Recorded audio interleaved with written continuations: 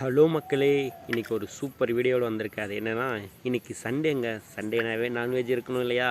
அதனால் இன்றைக்கி வீட்டில் எறா எடுத்துகிட்டு வந்திருக்காங்க. எறாவை எப்படி க்ளீன் பண்ணுறதுங்கிற வீடியோவை தான் இப்போ நம்ம பார்க்க போகிறோம். எறாவோட தலைப்பகுதி இருக்குது பார்த்திங்களா, அதை பிச்சு ஓரமாக வச்சுட்டு, இந்த மேலே இருக்கிற அந்த ஓடு மாதிரி இருக்குது இல்லையா, அந்த தோல், அதை அப்படியே நம்முடைய கை நகத்தினால அப்படியே பிச்சா ஈஸியாக வந்துடும். இது பார்த்திங்கன்னா வாங்கிட்டு வந்த உடனே ஃப்ரெஷ்ஷாக இருக்கும்போது எடுத்தால் ரொம்ப சூப்பராக ஈஸியாக உடனே வந்துடுங்க. ஆனால் இதை நாங்கள் வாங்கிட்டு வந்துட்டு ஒரு 4 ஹவர்ஸ் 5 ஹவர்ஸ் கழித்து தான் இதை எடுத்துகிட்ருக்கோம். அதனால தான் கொஞ்சம் டைட்டாக இருக்குது வரதுக்கு.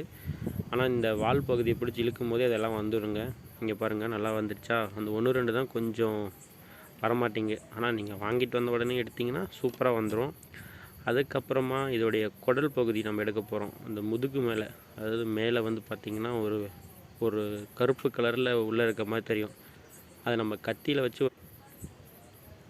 அதை அப்படியே மேலே கிழிச்சு எடுத்துட்டோன்னு வச்சுக்கோங்களேன், அந்த குடல் பாருங்கள், அந்த பிளாக் கலராக இருக்கிறதெல்லாம் வெளியே வந்துடும். இது பார்த்திங்கன்னா கசப்பாக இருக்கும், இல்லைன்னா சாப்பிட முடியாது.